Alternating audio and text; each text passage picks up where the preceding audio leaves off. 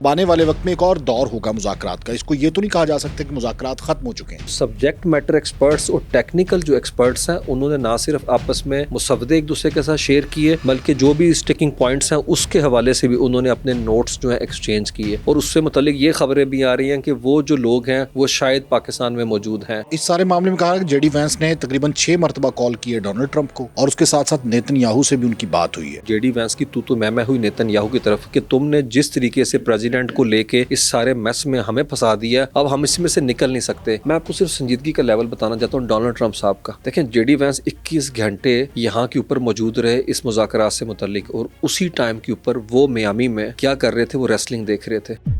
Donald Trump का जो रवैया है ना रिगार्डिंग सोशल मीडिया ट्वीट्स, वो यकसर बदल चुका है। सीक्रेट सिग्नल मैसेज भेजा गया डोनाल्ड ट्रंप को है, उसके अंदर बताया गया कि आईएई ने कहा कि हमें डाउट है कि वो यूरेनियम एनरिचमेंट के बाद 10 जो है न्यूक्लियर बम बन सकते थे। उन्हें सिग्नल दे दिया गया कि अगर अटैक होगा हमारी तहजीब पे लॉन्च करने का तो हम आपको सरप्राइज देंगे। और डोनाल्ड ट्रंप उस चीज़ से पीछे हट के फौरन मुज़ाकरात की टेबल की तरफ बढ़े हैं। अमेरिका का इसराइल को टेबल पे बैठा के मुज़ाकरात करा लेना इस चीज़ की गम्माजी करता है कि सूरत हाल की संगीनी और नज़ाकत का इदराक अमेरिका को बहुत है, और उन्हें पता है कि अगर अब ईरानी उठ गए तो फिर हम इतनी लंबी जंग इनसे जीत नहीं सकते, और इलेक्शन सड़क के ऊपर है। जेडी वैंस ने बार बार उन्हें कन्विंस करने की कोशिश की कि आए हमारे साथ प्रेस कॉन्फ्रेंस करें। उन्होंने कहा प्रेस कॉन्फ्रेंस करके तुम्हें पॉलिटिकल एडवांटेज नहीं लेने देंगे, अपने मुल्क के अंदर है।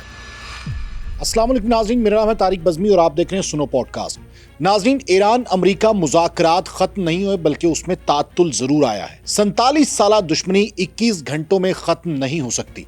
बहरहाल दरवाजा खुल चुका है और अब ये मुज़ाकरात चलते रहेंगे, जिसमें क्रेडिट पूरी दुनिया पाकिस्तान को दे रही है कि पाकिस्तान ने बेहतरीन डिप्लोमेटिक कैपिटल गेन किया है। मुज़ाकरात के बाद अब इस जंग की सूरत हाल क्या है और मुज़ाकरात में वो कौन से नुकात थे जिस पर इख्तलाफात हुए। हमारे साथ मौजूद हैं उस्मान शाहिद वड़ाइच साहब, उनसे डिस्कस करते हैं। अच्छा उस्मान शाहिद साहब, मुज़ाकरात शुरू हुए, उसके बाद जेडी वैंस की स्टेटमेंट आई, फिर कहा गया कि मुज़ाकरात जो है वो अब ख़त्म हो गए। अब इसको मुज़ाकरात ख़त्म होना कहेंगे कि ये कहेंगे कि मुज़ाकरात का दरवाज़ा खुल चुका है और अब आने वाले वक्त में एक और दौर होगा मुज़ाकरात का। इसको ये तो नहीं कहा जा सकता कि मुज़ाकरात ख़त्म हो चुके हैं। तारिक साहब, डिप्लोमेसी जो होती है वो तसलसल का नाम है, एक प्रोसेस का नाम है। वो ये नहीं हो सकता कि वो वन फाइन मॉर्निंग या ओवरनाइट ख़त्म हो जाए। एक मुसलसल इंक्रीमेंटल प्रोसेस है। तो उसके तनाजुर के अंदर हम ये कह सकते हैं कि मुज़ाकरात का एक दौर ख़त्म हुआ है, उसका फॉलो अप जो है वो जुमेरात को होने से मुतल्लिक खबरें आ रही हैं।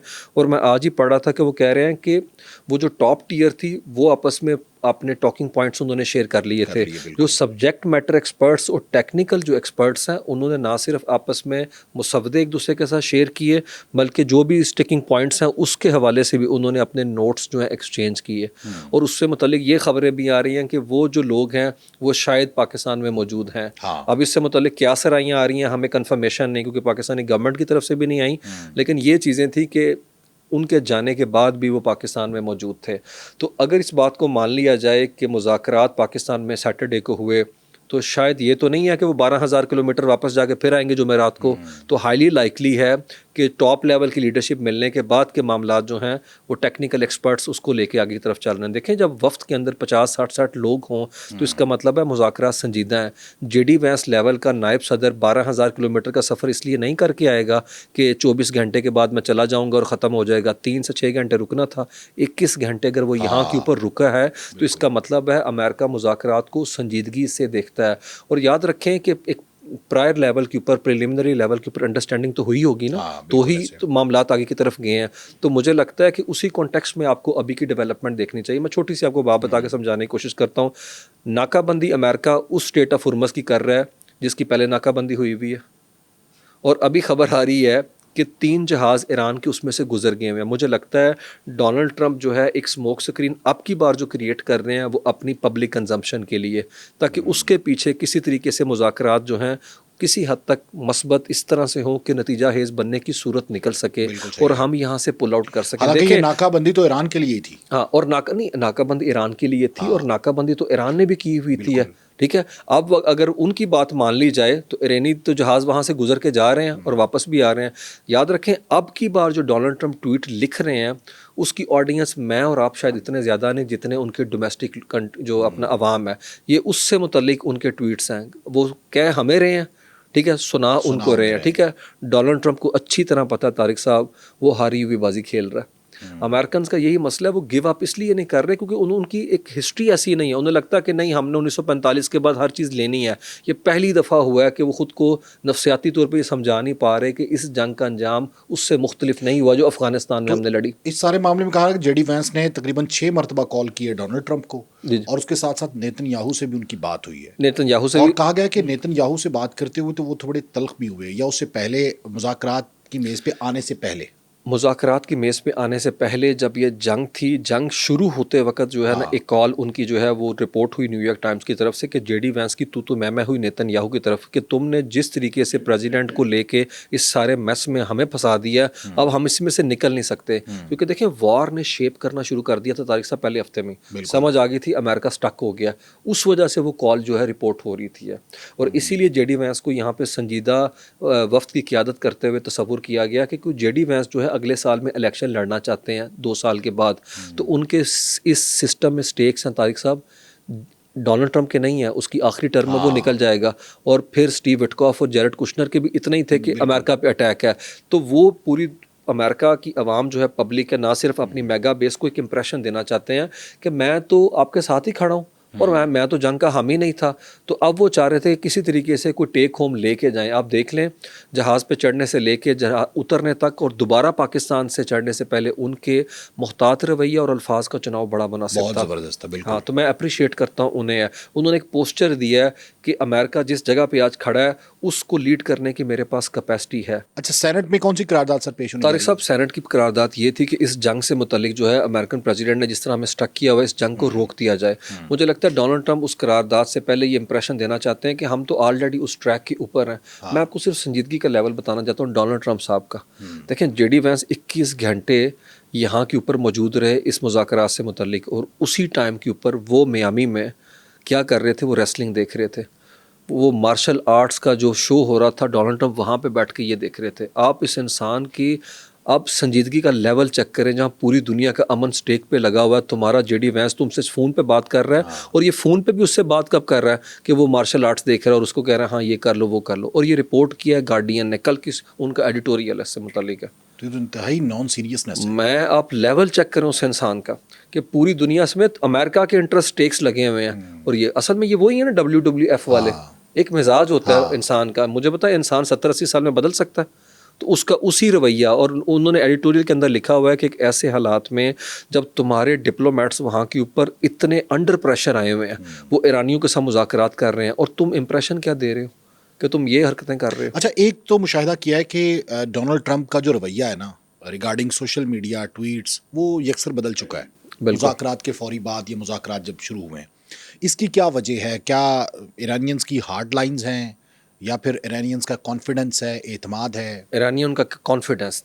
तारिक साहब, ईरानियन भी ये समझते थे शायद उनको इतना बड़ा क्रिपलिंग ब्लो हो कि वो उसे मैनेज ना कर पाएँ. बातें तो होती हैं परसेप्शन की. जिस तरह पाकिस्तान भी हमेशा इंडिया से जब करता था मुज़ाकरात की बात, तो एक कहीं ना कहीं होता था कि हम डायरेक्ट कॉन्फ्रंटेशन में नहीं हमें जाना चाहिए. लेकिन जैसे ही 10 मई हुआ, उसके बाद जो स्ट्रेटजिक कॉन्फिडेंस हमारे पास आया, आप देख लें हम टेन और टोनर कितना हमारा बदल गया. तो ईरानियन को लगा कि हम तो जो है लेवरेज गेन कर चुके हुए हैं, तो जो जंग मैदान में जीते हैं वो टेबल पे क्यों हारे. तो इसलिए वो कहते हैं ठीक है हम वापस चले जाते हैं. लेकिन इस चीज़ के ऊपर आप भी गौर कर लें. तो मुझे लगता है अमेरिका इस वक्त जो है मुज़ाकरात की टेबल पे भी तारिक साहब वैसे ही स्टक है जिस तरह से वो मैदान जंग में स्टक हुआ है. वो क्या मांग रहे हैं, मैं आपको छोटी सी बात बताता हूँ. वो कहते हैं, एक ही पॉइंट है कि 20 साल तक यूरेनियम की इनरिचमेंट नहीं करनी. ईरानियन कह रहे हैं 5 साल का हम आपको देते हैं लेवरेज है कि 5 साल तक हम यूरेनियम को इनरिचमेंट नहीं करते. वो 20 साल का करने को तैयार नहीं. और फिर अमेरिका एक ऐसी बात कर रहा है जो कि आप कह लें पॉइंटलेस है. और वो क्या बात है, वो ये है कि अपना यूरेनियम का वो जो वेपन ग्रेनेड है हमारे हवाले करते हैं, यानी आप बिल्कुल खाली हो जाएं. हाँ, आप खाली हो जाएं. और ईरानियन देखें, ईरानियन का लेवरेज जो है वो पोजीशन ऑफ स्ट्रेंथ के साथ इतना बढ़ गया हुआ है, वो भला मानेंगे. मतलब ये ऐसा पॉइंट है, इसमें लेवरेज नहीं, ये जीरो सम गेम है कि मेरी जो हार है मेरी जीत आपकी हार है. तो ईरानियन कहते हैं भाई इसके अंदर कोई रिलेटिव गेन रखो, कुछ चीज़ हम भी छोड़ने को तैयार हैं तो तुम भी कुछ छोड़ो. तो अमेरिका फ़िलहाल तो उस पर आमादा नज़र नहीं आता. लेकिन देखिए मुज़ाकरात मैंने आपको कहा तसलसल है. और उस चीज़ के अंदर जो है अब पूरी दुनिया का प्रेशर अपनी जगह पे काम कर रहा है. और मैं आपको और बात बताता हूँ, डोनाल्ड ट्रंप के लिए दोबारा से सर्जिकल स्ट्राइक्स करना कोई मसला नहीं है. ये कौन सा पासदारी करने वाले हैं सीज़ फायर की. अगर वो फिर भी होल्ड करके बैठे हैं तो इसका बड़ी वजह यह है वो नहीं चाहते ईरानियन टेबल से उठ जाए. کیونکہ اگر تیسری دفعہ طارق صاحب اٹھ گئے نا تو وہ جو 2 دفعہ کی بد اعتمادی پہلے ہے نا وہ چوتھی دفعہ انہیں لے کے نہیں آ سکتی اور ہے. پھر گارنٹر بھی اب بیچ میں ہے, گرنٹر بھی پاکستان دیکھیں فیسیلیٹیٹر ہے, آپ پھر چائنا, گرنٹر کہہ لیں, رشیا. آپ اسٹیک ہولڈر ہیں ہم طارق صاحب, اچھا, ہم اسٹیک ہولڈر, ہم بارڈر افورڈ کر سکتے ہیں اس طرح کی صورتحال ہے تو ہم تو بڑے اسٹیک ہولڈر ہیں. ابھی ہم ڈسکس کر رہے تھے کہ پرائم منسٹر ہمارے قطر جائیں گے, سعودی عربیہ جائیں گے, اور ایک ایسے وقت میں جب ہم یو اے کو پیسے واپس کرنے لگے ہیں, اور میں خبر پڑھا تھا کہ وہ بھی آ رہی ہے سعودی عرب کی جانب سے. سعودی کے جو فائنانس منسٹر محمد بن عبداللہ الجادوان وہ ایک دن پہلے آئے تھے اس مذاکرات سے, اور وہ بھی آف کورس کمٹمنٹ کچھ نہ کچھ دے کے گئے ہوں گے. اور پھر جس طرح پاکستانی طیارے جو کنگ ان کے آپ کہہ لیں عبدالعزیز ایئر بیس کے اوپر اترے ہیں, وہ SMD جو ہم نے اسٹریٹجک میوچل ڈیفینس ایگریمنٹ کیا تھا اسی کانٹیکسٹ کے اندر ہے. تو ایک ڈفرینٹ میں دیکھ رہا ہوں کہ سوشل میڈیا پہ گفتگو ہے کہ پاکستان کا یہ سگنل پوسچرنگ کس کے لیے, آف کورس وہ اسرائیل کے لیے. دیکھیں پاکستان سیکٹیرین لائنس کے اوپر ایران سے جوڑ رہے ہیں, یہ ایران سے جوڑ رہے ہیں, اور آپ سعودی عرب کی طرف بھی چل رہے ہیں اور اس کے ساتھ ساتھ ایران کے ساتھ بھی چل رہے ہیں. ہاں نہیں چل تو ہم دونوں کے ڈپلومیٹکلی چلیں, لیکن ڈیلیکیٹ بیلنس کے ساتھ ہے. اور دیکھیں ہم نے تو سیکٹیرین وار جو ہے اس کو روکنے کی کوشش کی ہے, جو اسرائیل لگوانا چاہ رہا تھا. ہم نے انہیں کہا کہ آپ ریسٹرینڈ شو کریں. تو میرا خیال میں اس کو دیکھنے کا لینس جو ہے وہ اسرائیل سائڈ سے ہونا چاہیے. وہ قطر پہ اٹیک ہوا تھا تو پاکستان کا معاہدہ ہوا تھا, Iranians were not in the picture. Iran تو تب حملہ سہ رہا تھا, اگر آپ کو اچھی طرح یاد ہو, تو اس کو تھوڑے سے براڈر لیول کے اوپر دیکھنا چاہیے. پاکستان تو بڑا ریلیٹیبل کنٹری بن گیا پھر اس خطے میں. ڈیفینیٹلی ویسٹ ایشیا کے اندر آگے فیوچر جو ان کی سیکیورٹی کا ہے اس پورے کے پورے جو ہے کینوس کے اوپر آپ پاکستان کو دیکھیں گے. دیکھیں قطر نے کیا, قطر پاکستان کی اس سفارتکاری کی داد دے رہا ہے, لبنان پہ حملے کے وہ خلاف بات کر رہا ہے, اور ادھر پاکستان نے قطر بھی جانا ہے. تو میرے خیال میں جو وہ بات ہو رہی ہے نا کوارڈلیٹرل گروپ کی, ترکی, پاکستان, قطر اور سعودی عربیہ, it make sense Tariq sahab. اس میں قطر کو حالانکہ اٹیک کیا ہے ایرانیز نے, اس کے باوجود وہ لائن ٹو کر رہے ہیں جو پاکستان کی ہے. تو مجھے لگتا ہے پاکستان ریلیونٹ ہے خطے کے لیے اور ان کی سیکیورٹی کے لیے. دیکھیں وہ خطہ امریکہ کو شاید ڈس ایسوسیٹ نہ کرے, ڈس انگیج نہ ہو, لیکن وہ ضرور متبادل سیکیورٹی کے بندوبست جو ہے اس کی طرف جانے کی کوشش کرے گا. دیکھیں ڈائیورسیفائی کرے گا. اسی کانٹیکس میں تو SMDA ہوا ہے, تو اگر یہ اسٹریچ ہوتا ہے SMDA قطر تک ہے تو میرے خیال میں پاکستان یہ لیوریج لینے کی بھی کوشش کرے گا. طارق صاحب ہر چھوٹا کنٹری اپنی پروفائل بہتر کیسے کرتا ہے, جس جگہ پہ ڈیسیجن میکنگ سرکلز ہیں اس کا حصہ بن جاتے ہیں. آپ ہم غزہ پیس بورڈ میں بھی بیٹھ گئے, ہم یہاں کے اوپر بھی بیٹھ گئے ہیں, ریجن کے اندر بھی معاملات میں ہم SCO میں بیٹھے ہوئے ہیں, برکس کے لیے ہم نے درخواست دے دی ہے, UN سیکیورٹی کونسل کی نان پرماننٹ ممبر ہیں, ہیومن رائٹس کونسل کے ممبر بن کے بیٹھ گئے ہیں, افغانستان سے متعلق 1988 کی کمیٹی کو ہم چیئر کر رہے ہیں, کاؤنٹر ٹیررزم کے اندر کو چیئر کر رہے ہیں. یہ سارا طارق صاحب ڈپلومیٹک لیوریج ہی تو ہے جو ہم نے گین کیا, اور اس لیوریج کو ہم نے کہاں کنورٹ کیا, دنیا کے امن کے لیے مذاکرات کی ٹیبل پہ, اور فالو اپ ہم چاہ رہے ہیں کہ یہاں پہ پاکستان کے اندر ہی ہو. ابھی الجزیرہ لکھ رہا تھا کہ ایران کے ساتھ بھی پاکستان کا تعلق ہے, رابطہ اس وقت ہوا ہے, جس میں ہم نے انہیں کہا کہ آپ ڈیفینیٹلی جو ہے نا اس پروسیس کے اندر کیا کہتے ہیں جو ہم نے انیشیٹو لیا آپ اس میں کوآپریٹ کریں ہمارے ساتھ. ہے تو مجھے لگتا ہے پاکستان بیک چینل پہ اسی طرح طارق صاحب کام کر رہا ہے جو ہم نے کیمرے کے سامنے دیکھا. یہ نہ سوچیں فارن آفس کام نہیں کر رہا. میں داد دیتا ہوں اپنے فارن آفس کی, تمام گڈ آفیسز ہم نے استعمال کی اور فارن آفس کے لوگ سوئے تک نہیں ہیں. یہ دیکھیں یہ مذاق نہیں ہے, یہ انڈین جو گورنمنٹ ہے وہ تو بازاری زبان استعمال کر رہی ہے. ششی تھرور تو لکھ رہا ہے کہ پاکستان نے, وہ کہہ رہا ہے پاکستان نے سال میں وہ کر لیا جو نریندرا مودی چیسٹ تھمپنگ کرتے ہوئے کہتا ہے کہ میں نے 2013 سے 2026 تک کرنا تھا. وشوا متر تو ان کے بنے بیٹھے ہیں دنیا, وشوا گرو تو وہ ہیں, وہ ڈیسائیڈ کر رہے ہیں معاملات کس طرف لے کے چلنے کی آگے جانا ہے. تو طارق صاحب ادھر دونوں کے لیے ایک ہی ایگزامپل فٹ ہے. میں وہ کہہ رہا ہوں کہ یہ کہتے ہیں کہ ابھی انڈیا میں جو تجزیہ نگار ہیں وہ کہتے ہیں کہ پروین ثانی وہ کہتے ہیں کہ دیکھیں جا کے اسرائیل میں آپ نے اس وقت ملاقات کی جب ملاقات نہیں کرنی چاہیے تھی, ویسے آپ ایران کے ساتھ کھڑے ہوتے تھے, اور جنگ سے ٹھیک پہلے آپ جا کے نیتن یاہو کے ساتھ ملاقات کر رہے ہیں اور کہہ رہے ہیں کہ میں اسرائیل کے ساتھ کھڑا ہوں. انہوں نے بھی وہی کیا جو امریکنز نے کیا, انہوں نے اپنے کارڈز اوور پلے کیے اور اوور اسٹریچ کر گئے, اور میرے خیال میں سوچنے سمجھنے کی صلاحیت ان کی بالکل مفقود ہو چکی ہوئی ہے, اور یہی صورتحال جو ہے اسرائیل کی ہے. دیکھیں یہ انٹرنیشنل پرایا اسٹیٹ ہے, ہم آگے جا کے بات کریں گے کہ اسرائیل کو تو انہوں نے چھوڑ دیا, یورپینز نے جن کے ساتھ مودی بیٹھنے کی تیاری کر رہا ہے, جو نئی دنیا شیپ ہو رہی ہے طارق صاحب اس کو انہوں نے دیکھا ہی نہیں, اور پاکستان نے اسے مس ریڈ نہیں کیا. ہم نے وقت سے پہلے اس پورے کے پورے جو پکچر تھی اسے انویژن کر لیا کہ یہ دنیا چینج ہونے جا رہی ہے, اس کے اندر پاکستان نے کس کیمپ کے اندر کھڑے ہونا. اچھا سر, ڈونلڈ ٹرمپ نے تو تہذیب تباہ کرنے کی بات کی تھی جی ایرانیوں کی, وہ کہتا ہے کہ میں تہذیب کے نام و نشان مٹا دوں گا, پھر اس کے بعد کنونس کیسے ہو گیا طارق صاحب 24 گھنٹے کے اندر جو ہے نا خبریں ہیں جو کہ ایران کی جو تسنیم نیوز ایجنسی انہوں نے کہا کہ ایک سیکرٹ سگنل میسج بھیجا گیا ڈونلڈ ٹرمپ کو ہے, اور وہ یہ بھیجا گیا کہ آپ انٹرنیشنل اٹامک انرجی ایجنسی کے بورڈ آف گورنرز کے اجلاس کے اندر گفتگو کو ذرا سن لیں گے وہ کیا ہے. اس کے اندر بتایا گیا کہ IAEA نے کہا کہ ہمیں ڈاؤٹ ہے کہ وہ یورینیم انریچمنٹ کے بعد 10 جو ہے نیوکلیر بم بن سکتے تھے، اور چونکہ ہمیں اس کے ویئر اباؤٹس کا نہیں پتہ اس لیے، اور فردوس کے اندر وہ نکالنے والے گروپ کی انہوں نے ویڈیو تصویریں شیئر کی ہیں کہ گروپ ان کو نکال کے لے کے جا چکا ہے.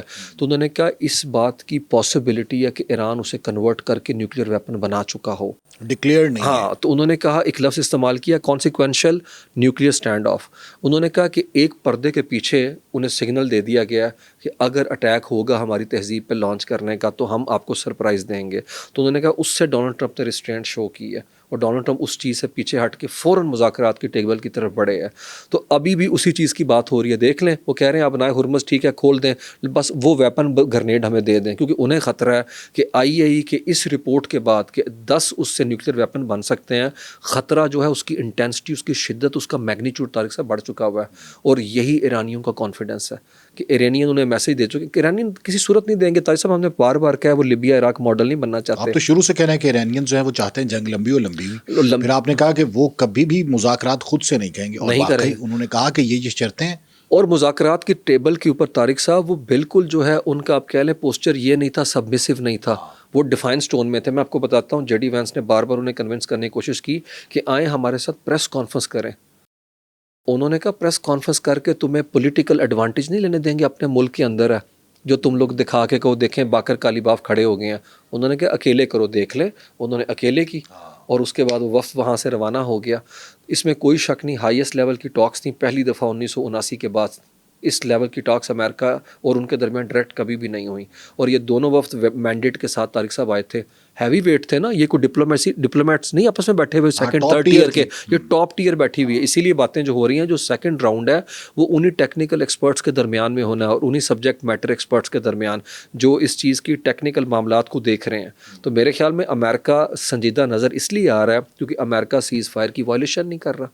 اور دوسری میں آپ کو بات بتاتا ہوں، کبھی بھی لیبنن کے اندر جو ہے مذاکرات کا کوئی تصور نہیں کر سکتا نیتن یاہو جتنی بمبارڈمنٹ کر رہا ہے. اگر واشنگٹن DC میں نیتن یاہو کو کان سے پکڑ کے کہا گیا کہ یہاں بیٹھ کے مذاکرات کرو، لیبنان کی وہاں کے اوپر جو ہے ڈپلومیٹس آئے ہوئے ہیں کیونکہ وہ دونوں ایمبیسی کو انہوں نے انگیج کیا، اور مارکو روبیو اس کے اندر بیٹھے ہیں، آج ہو رہے ہیں مذاکرات. اس سے امپریشن یہ بھی جاتا ہے کہ ڈونلڈ ٹرمپ نے اسرائیل کو کہہ دیا you are on your own, at least اس وقت ہم آپ کو اس طرح بیک نہیں کریں گے، لڑنا ہے تو لڑ کے دیکھ لیں. اور دوسرا جو انہوں نے پریشر ایگزرٹ کیا وہاں پہ بھی مذاکرات کا عمل بتاتا یہی ہے کہ ڈونلڈ ٹرمپ جو ہیں جا کر رہے ہیں. دیکھیں ونسٹن چرچل نے کہا تھا جا بہتر ہے وار سے، کہ مذاکرات بولنا بہتر ہے بجائے کہ آپ جنگ لڑیں. اور یہ چیز مجھے لگتا ہے وہاں پہ سینٹی کی وجہ سے نہیں کہ سمجھداری کا ثبوت دیا ہے، ہاری ہوئی بازی کی وجہ سے طارق صاحب، کہ کوئی فیس سیونگ، کوئی پاسبلٹی کریٹ ہو کہ میں یہاں سے پل آؤٹ کر کے چلا جاؤں. طارق صاحب وہ ہار جائے گا house of representative, lower house, اس کے ہارنے کے زیادہ چانسز ہیں جو نومبر میں الیکشن. جی. اور اس کے بعد لیجسلیشن کا کرائسس آ جائے گا، کانسٹیٹیوشنل کرائسس آ سکتا ہے، اور ایک فرسٹریشن کا لیول وہاں پہ بڑھ رہا ہے. میں آپ کو چھوٹی سی بات بتاتا ہوں اس کی حرکتیں کیا ہیں. پاپ لیو ان کے خلاف بیان دے دیا، جس کی وجہ سے پورا یورپ کیتھولک سارے اس کے خلاف ہو گئے ہیں. کہتا ہے یہ جرم کی کنڈیمنیشن نہیں کرتے، یہ کمزور آدمی ہے، اور فارن پالیسی کے لیے ٹیریبل کا لفظ استعمال کیا ہے، جس کی وجہ سے جارجیا میلانو بولی ہے اس کے خلاف ہے کہ یہ ان ایکسیپٹیبل ہے کہ کیتھولک فرقے کے اتنے بڑے روحانی پیشوا سے متعلق تم گھٹیا زبان استعمال کر رہے ہو.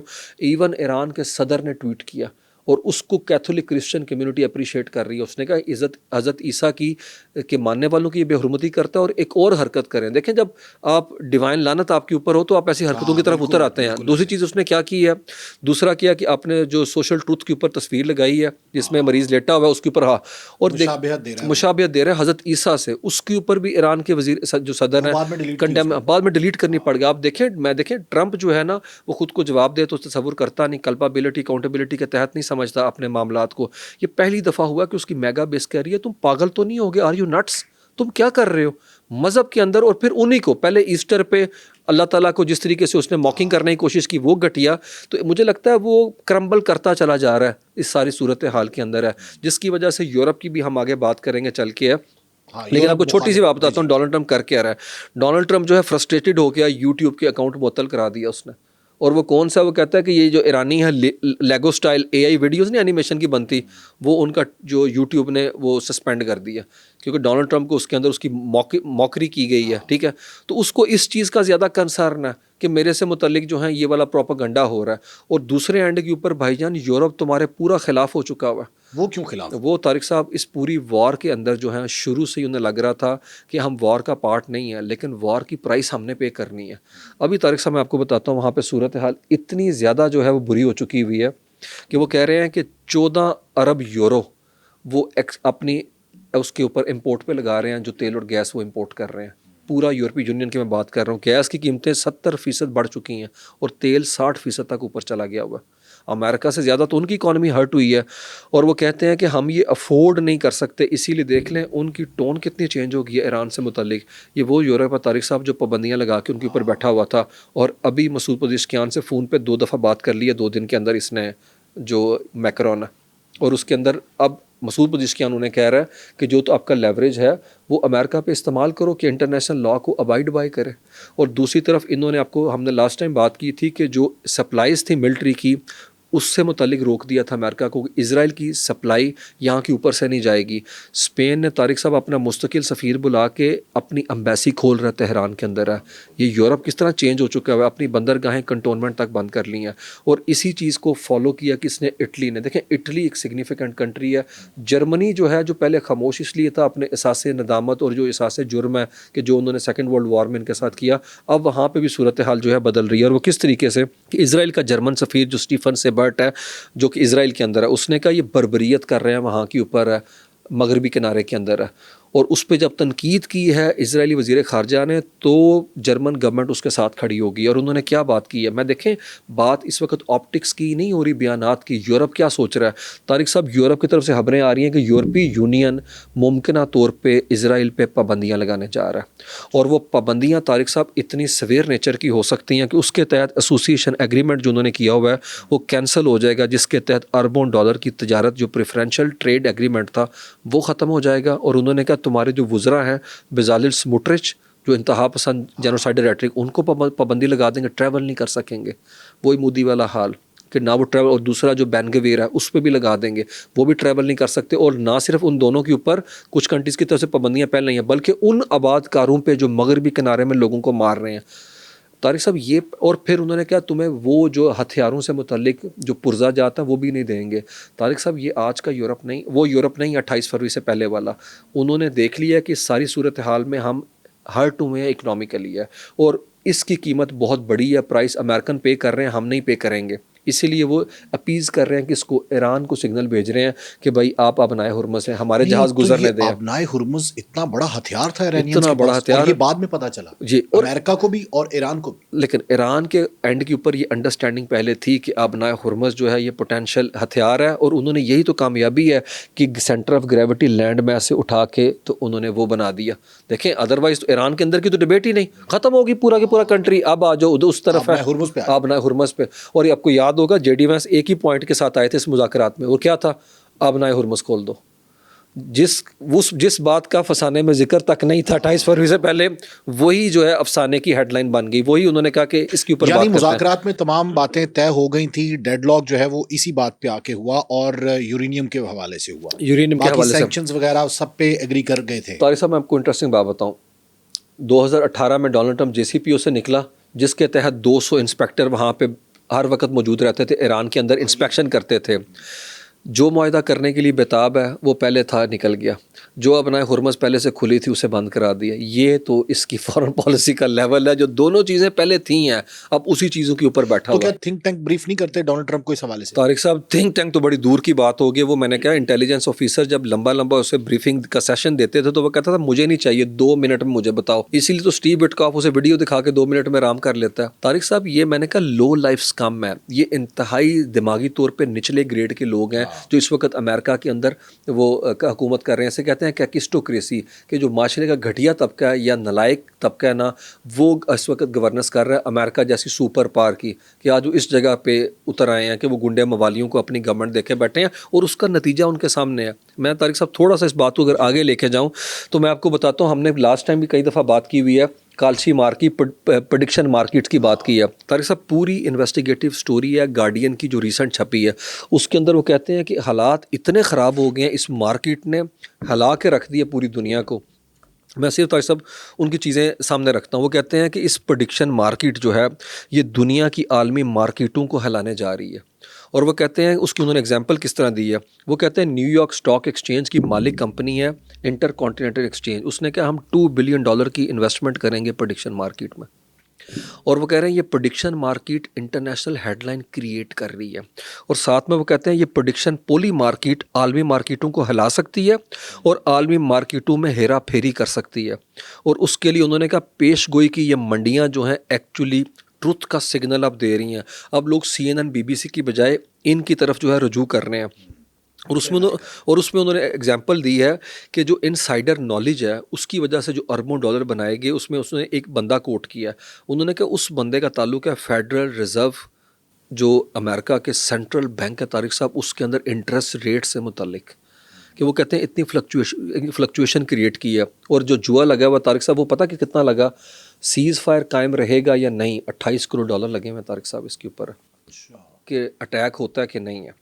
اور طارق صاحب اس کے علاوہ آگے چلتے ہیں. وہ کہتے ہیں ڈیجیٹل کسینو ہے, وار کے لیے ٹرم انہوں نے استعمال کیا, یہ ڈیجیٹل کسینو میں کنورٹ کر دیا گیا, کرپٹو کرنسی والے مارکیٹ کے اندر آ گئے ہیں.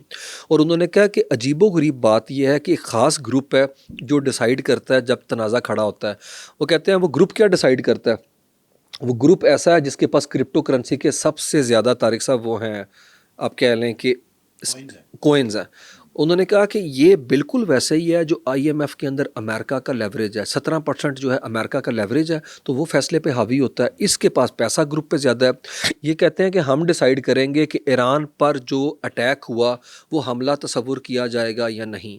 اور ڈونلڈ ٹرمپ کا جو ٹویٹ ہے یہ تو آفیشیل سٹیٹمنٹ ہے بجائے کہ وہ وائٹ ہاؤس جاری کرے بیان ہے. وہ کہتے ہیں وہ یہ تک فیصلہ کرتے ہیں کہ جو اٹیک ہوا میزائل اگر آسمان پہ تباہ ہو گیا تو وہ میزائل تو ہٹ نہیں ہوا تو یہ میزائل شمار نہیں کیا جائے گا. اس طریقے سے وہ مال بناتے ہیں, خود فیصلہ کرتے ہیں کہ جنگ کے اندر جو ہو رہا ہے ٹھیک ہو رہا ہے کہ نہیں. اور انہوں نے کہا یہ ساری گفتگو بعد میں انٹرنیشنل ہیڈ لائن کا حصہ بنتی ہے. انہوں نے کہا یہ وہ مافیا ہے جو سرمایہ کاروں کو لے کے آ گیا ہے اس پریڈکشن مارکیٹ میں. اور انہوں نے کہا کہ یہ خون کی قیمت پہ منافع خوری کما رہے ہیں اور یہ عالمی دھندا ہے جس میں عالمی مافیا جو ہے وہ انوالو ہو چکا ہے. اور اس میں انہوں نے اتنی بڑی امریکہ کی یونیورسٹی ہے برکلے, اس یونیورسٹی کے ایک بندے کا نام لیا جس بندے نے اپنی کمپنی بنائی ہوئی ہے. اور وہ بندہ ایکسپلین کرتا ہے گارڈین کو, وہ کہتا ہے ہم کیا کرتے ہیں, ہم آربٹریج بیٹنگ کرتے ہیں. وہ کہتا ہے دونوں پہ پیسہ لگاتے ہیں لوگ ہیں, کالسی مارکیٹ میں بھی اور پولی مارکیٹ میں. کس طرح سے, وہ کہتا ہے کہ آیت اللہ علی خامنائی اگلے صدر بنیں گے, اگلے ان کے جو کیا کہتے ہیں ہیڈ بنیں گے کہ نہیں. اس پہ انہوں نے کہا وہ کہتے ہیں کہ مجتبیٰ خامنائی اگلے ان کے سپریم لیڈر بنیں گے یا نہیں. اس پہ انہوں نے کہا نو کا ریٹ تھا کالسی مارکیٹ میں 47 سینٹ اور یس کا ریٹ تھا 33.6% پولی مارکیٹ میں. تو اس نے کہا دونوں سے آپ کو $1 ملے گا, اس ایک ریٹ کے اوپر ہے. تو وہ کہتے ہیں یہ دونوں مل کے بنتا ہے 81 سینٹ. اور اگر $1 ادھر سے آتا ہے یا ادھر سے آتا ہے تو 81 مائنس کر دیں, پیچھے کیا بچ گیا 19%, تو مارجن تو آپ کے پاس پھر آیا. تو وہ کہتا ہے اس طرح بلینز آف ڈالر کمائے گے اس ساری وار کے اندر. اور وہ بتا رہا ہے کہ کس طرح سے آپ کما سکتے ہیں. تو یہ صورت حال ہے. وہ کہہ رہے ہیں کہ وہاں کے اوپر یہ پاور جو سینٹر ہے وہ شفٹ ہو کے چلا گیا ہے اس طرح کی پریڈکشن مارکیٹ کے اندر, جس پہ پابندی لگانے کا بل پہلے سینٹ کے اندر موجود ہے. اور وہ کہہ رہے ہیں اتنا خطرناک ٹرینڈ ہے جس میں انہوں نے اگزامپل دی کہ جس طرح باسکٹ فٹ بال کی ٹیمز ہوتی ہیں نا, اس کے تھرو وہ کہتا ہے اسمارٹ منی بنانے کی کوشش کی جا رہی ہے, کیونکہ وہ ٹیمز پہ بھی جوا لگتا ہے. اب ایگزیکٹلی ان جنگوں کے اوپر بھی جوا لگ رہا ہے. اور ان کا ماننا یہ ہے کہ اس کے اندر وہ لوگ شامل ہیں طارق صاحب جو جنگ کا فیصلہ کرتے ہیں. اب انہوں نے نام تو ڈونلڈ ٹرمپ کے بیٹوں کا نہیں لیا, لیکن جنگ کا فیصلہ کرنے والے گروپس کون سے ہیں, وہ یہی تو گروپس ہیں. طارق صاحب یہ اتنا خطرناک ہے کہ گارڈین کہتا ہے کہ سب سے بڑا دنیا کا انویسٹمنٹ سرمایہ کاری کا بینک ہے گولڈمین سیکس ہے. اس نے اس مہینے کا جو نیوز لیٹر لکھا ہے اس میں جو ڈیٹا دیا ہے وہ پریڈکشن مارکیٹ کا کوٹ کیا اس نے ڈیٹا, اور یہ پولی مارکیٹ کے ڈیٹا کا حوالہ دیا. اور جو نیسڈیک طارق صاحب جو امریکہ کے انڈیکس کی بڑی مارکیٹ ہے, جو انڈسٹریل جو آپ کہہ لیں اس کی ہیلتھ ہے انڈسٹری کی, اس کو گیج کرتی ہے, اس نے کیا کہا ہے اسٹاک ایکسچینج کی بڑی کمپنی کو کہ آپ پولی مارکیٹ کی طرز پہ یس اور نو کا سسٹم لے کے آئیں. مطلب وہ بھی منافع کمانے کے لیے پیٹرن وہی لے کے آ رہے ہیں. بھائی یہ تو انڈیکس سارے کا سارا جوا کی مارکیٹ میں بدل جائے گا. یہ تو اتنا خطرناک ٹرینڈ ہے. اور پوری کی پوری مجھے لگتا ہے وہ پڑھنے سے تعلق رکھتی ہے. اگر ہم اپنے ویوز کو دکھائیں گے بھی کہ وہ دیکھیں گارڈین کی وہ سٹوری تو دیکھیں کہ کس طریقے سے وہ چیزوں کو انفولڈ کر رہی ہے کہ پریڈکشن مارکیٹ نے اس وار کو شیپ کیسے کیا طارق صاحب. اور وہ کہہ رہے ہیں یہ فیوچر کے اندر خطرناک ٹرینڈ بنانے جا رہی ہے جس کے اندر یہ پوری دنیا کے اندر سرمایہ کاری کا گروپ ہے. مطلب آپ سوچیں کہ نیو یارک اسٹاک ایکسچینج کی کمپنی $2 ارب لگا رہی ہے. تو پھر یہ تو جہاں چاہیں گے جنگ چھڑوائیں گے جیسے میچز ہوتے ہیں. بالکل. طارق صاحب اس خبر کے اندر ایک انٹرسٹنگ بات انہوں نے لکھی. انہوں نے کہا جولائی 2024 میں یہ کمپنی یہ گروپ سوچ ہی نہیں سکتے تھے کہ ڈونلڈ ٹرمپ آ جائے گا. انہوں نے کہا ڈونلڈ ٹرمپ سے پہلے انہوں نے کہا کہ میکسیمم ہم $40 کروڑ کی جو ہے ٹرانزیکشن کریں گے. اور وہ کہتے ہیں اب تو ہر ایک دن میں اس سے زیادہ ٹرانزیکشن ہو رہی ہے جو سال میں کرنے کا سوچ رہے تھے جب سے ٹرمپ آیا ہوا. طارق صاحب یہ کسینو والے لوگ ہیں, یہ جوئے جواریے اس ٹائپ کے لوگ اس وقت امریکہ کے اوپر حاوی ہو گئے ہیں. اور مجھے لگتا ہے یہ وار اگر وار اس طریقے سے شیپ ہو رہی ہے نا تو یہ فیوچر میں ٹرینڈ آگے جائے گا. اور ایران وار سے شروع نہیں ہوا. میں طارق صاحب ایک انٹرسٹنگ آپ کو چیز بتاتا ہوں. انہوں نے سٹوری شروع کی ہے کہ یوکرین وار کے اندر امریکہ کا ایک تھنک ٹینک ہے, اس کا نام ہے Institute for the Study of وار.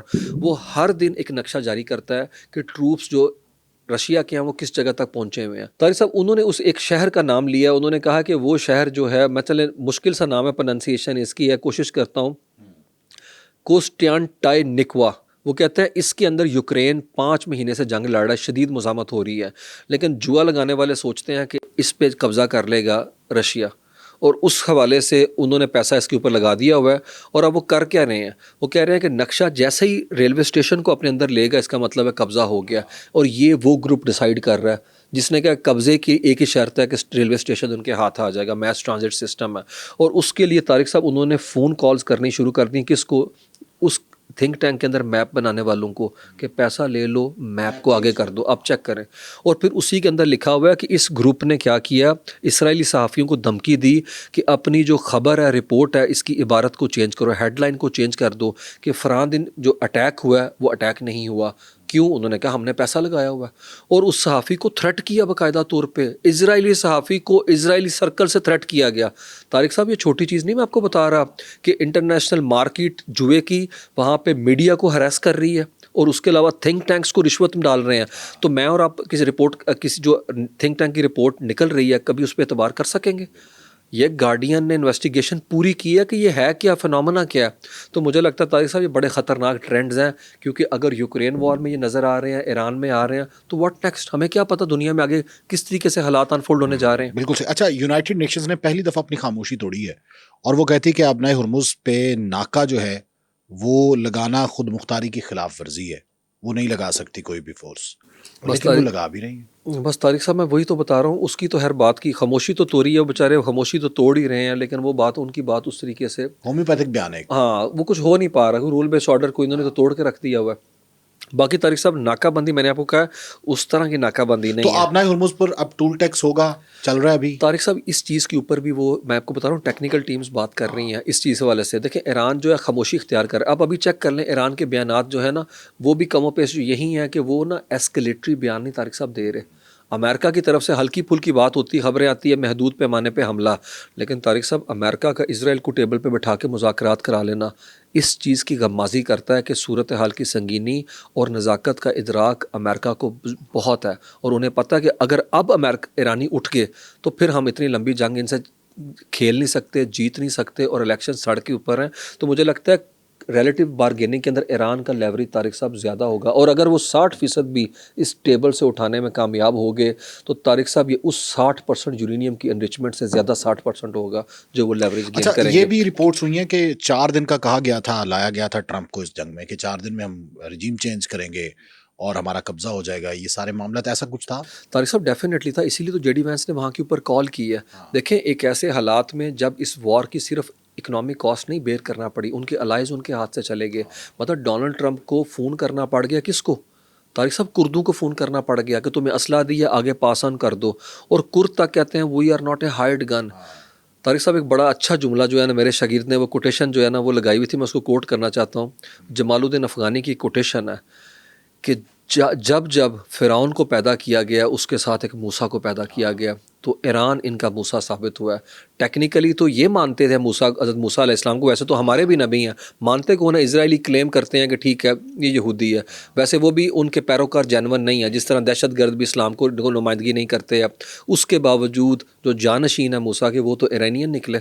تو اس لیے یہ جو فیروز ہوتے ہیں نا, فرعون, جن کا ایک اپنا اورا ہوتا ہے, شیئر ایروگینس ہوتا ہے, اس کو ڈن اینڈ ڈسٹڈ ہوتے ہوئے آپ اپنی آنکھوں سے دیکھیں یہاں کے اوپر جو آپ کو منظرنامہ اس وقت نظر آ رہا ہے. اچھا, اس سارے سینیریو میں جو فلسطین پر حملے ہیں وہ بھی رکیں گے, اسرائیل اس سے بھی پیچھے ہٹے گا, کوئی منظرنامہ بدلے گا جنگ کا وہاں پہ؟ طارق صاحب ڈیفینیٹلی اس پالیسی کے اندر شفٹ ضرور آئے گا, کیونکہ یورپ نے کہا ہے کہ ہمارا آور پیشنس ہیز رن تھن. اس نے کہا اب ہم سے برداشت نہیں ہو رہا جو آپ وہاں کے اوپر کر رہے ہیں, اور اس لیے انہوں نے کہا ہم آپ پہ پابندیاں لگانے جا رہے ہیں, کیونکہ آپ فلسطینیوں کو سزائے موت دیں گے وہاں کے اوپر ہے.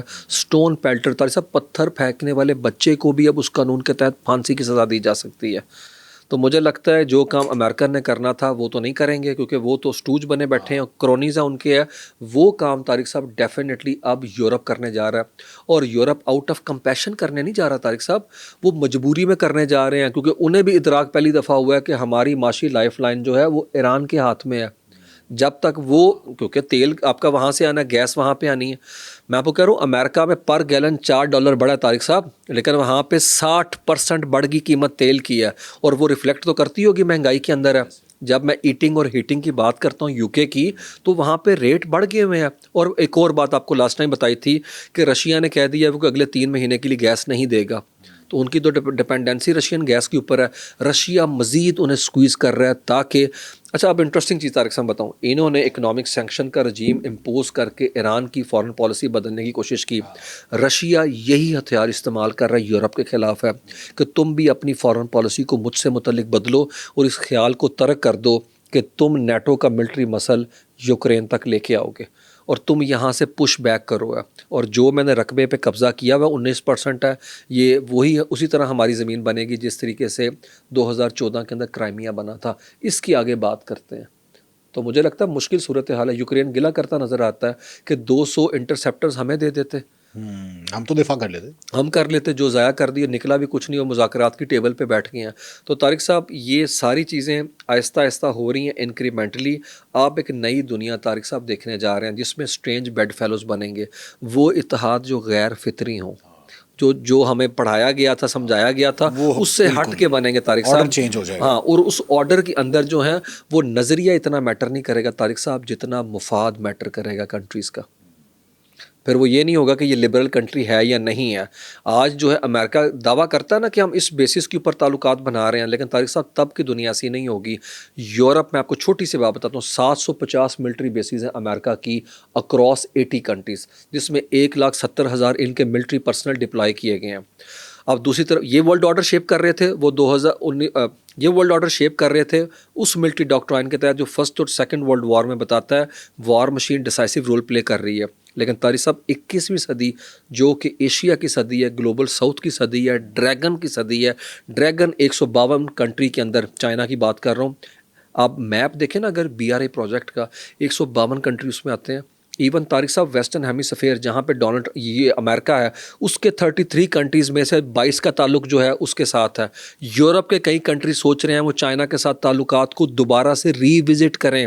تو پوری دنیا مجھے لگتا ہے پرٹیکولرلی وہ کنٹری جو اس جنگ سے ہرٹ ہوئے ہیں طارق صاحب, وہ پورے کے پورے اپنی فارن پالیسی جو ہے اس کو ری وزٹ کرنے جا رہے ہیں. اچھا, پاکستان کی فارن پالیسی پہ آپ کیا کہیں گے؟ میں کہتا ہوں کامیاب ڈپلومیسی تو ہے طارق صاحب ہیز بین فینومینل. میں آج فخر فیل کرتا ہوں اپنی لیونگ میموری کے اندر میں نے پاکستان کو اس طریقے سے دنیا کی ہیڈ لائنز کے اندر فار آل رائٹ ریزنز کبھی آتے نہیں دیکھا. اچھا, پوری دنیا کا میڈیا, پوری دنیا میں نے, اور آپ نے طارق صاحب آپ بھی میڈیا کا پارٹ رہے ہیں, ہمیں پتہ ہے کہ ہم کس طریقے سے خبریں بنائی کرتے تھے کہ ڈبل گیم, ٹیررزم کس طرح سے, اور ڈرتے تھے کہ دھماکہ ہو گیا کوئی پاکستانی یا کوئی اس طرح سے معاملہ نہ بیچ میں آ جائے. لیکن آج پوری دنیا کا پریس جو ہے وہ ایک کیچ ورڈ یوز کر رہا ہے, اور وہ ہے پاکستان. کہ پاکستان نے اکارڈ کروایا, اور اس میں کوئی شک نہیں ہے پوری دنیا کے امن کا مقدمہ تو ہم لڑ رہے تھے یہاں کے اوپر. ٹیررسٹ کنٹری کہا جاتا تھا اور آج پیس میکر کا ہے. آج ٹریفک کنٹری ہے ہمارا کنٹری ہے, اور الحمدللہ یہ آپ کہہ لیں اس کا کریڈٹ کسی حد تک تو مودی کو دیا جانا چاہیے. وہ ادھر کا ڈونلڈ ٹرمپ بھی ہے اور وہ وہاں کا مودی بھی ہے, کہ مودی 10 مئی نہ کرتا اور ٹرمپ 28 فروری نہ کرتا تو ایران کی بھی وہ صورتحال نہ ہوتی جو پاکستان کی تھی ہے. تو یہ دونوں ہمسایہ کنٹری وہ بینیفیشری رہے کہ اس پاپولزم نے ان کو یہ دونوں موومنٹ دے جس کو ہم کیپٹلائز کرنے کے قابل. گلف اسٹیٹس کے ساتھ ہمارے جو پالیسیز ہیں وہ کہتے ہیں کہ ڈسٹرب ہوئی ہیں کچھ ایران وار کے حوالے سے، یہ مذاکرات کے حوالے جی ڈیفینیٹلی طارق صاحب، اس کے اندر ایک تو چیز ہم نے دیکھ لی، جس طریقے سے you a E, no doubt ہم نے پیسے واپس کرنے تو تھے، لیکن جن حالات کے اندر یہ ساری صورتحال بنی ہے اس میں جس طرح دیکھیں، ہم یو اے ای تو نہیں جا رہے طارق صاحب، ہم سعودی عربیہ اور قطر جا رہے ہیں. اس کا مطلب ہے کہیں نہ کہیں تو ڈسٹربنس ہوئی ہے. ڈسٹربنس ہے، یا پھر آپ کہہ لیں کہ کہیں نہ کہیں فرکشن ہے تعلقات کے حوالے سے، اور اس میں کوئی شک نہیں، اور یہ آبویس ہے ٹو بی آنیسٹ طارق صاحب ہے. اب یہ تو نہیں کہ پوری دنیا کو آپ راضی رکھیں ہیں. طارق صاحب راضی تو بالکل گھر والے بھی نہیں راضی ہوتے سم ٹائم، لیکن طارق صاحب آپ دیکھیں یو اے ای اور بحرین جو ہے، بحرین تو پھر مجھے لگتا ہے سعودی کیمپ میں ہی جائے گا، کیونکہ بحرین کو بیبی کہتے ہیں آپ گلف اسٹیٹس کے اندر، چھوٹا سا کنٹری ہے جہاں پہ میجورٹی جو ہیں وہ اہل تشیع کمیونٹی ہیں، تو وہ ہائیلی لائکلی ہے کہ وہ سعودی عرب کی لائن کو ہی ٹو کریں گے. تو سعودی عرب ہمیشہ واٹر بیلون کے طور پہ انہیں استعمال کرتا ہے ٹیسٹر کے لیے، کہ بھئی یہ معاملہ کریں، پھر اس کی بیس پہ رسپانس کیا آتا ہے. اسی لیے ابراہیم کارڈ سب سے پہلے بحرین نے تسلیم کیا تھا. تو طارق صاحب یو اے ای کھڑا ہے کس کے ساتھ ہے؟ ابراہیم اکارڈ کی وجہ سے اسرائیل کے ساتھ ہے، اور پھر یو اے ای کا تعلق انڈیا کے ساتھ بھی ہے. تو نئی ٹریجیکٹری میں طارق صاحب سعودی عربیہ اور یو اے ای آمنے سامنے ہے.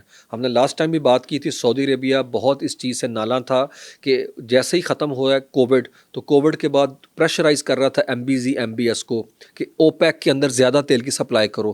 تو اس نے کہا زیادہ سپلائی کریں گے تو منافع کم ہوگا، تو انٹرول کے ساتھ کرتے ہیں. اس بات پہ سپلائی گلٹ پہ ان کی لڑائی ہوئی. اس کے بعد دیکھ لیں یمن کے معاملے میں اتفاق نہیں ہے، اس تنازع سے متعلق ہے.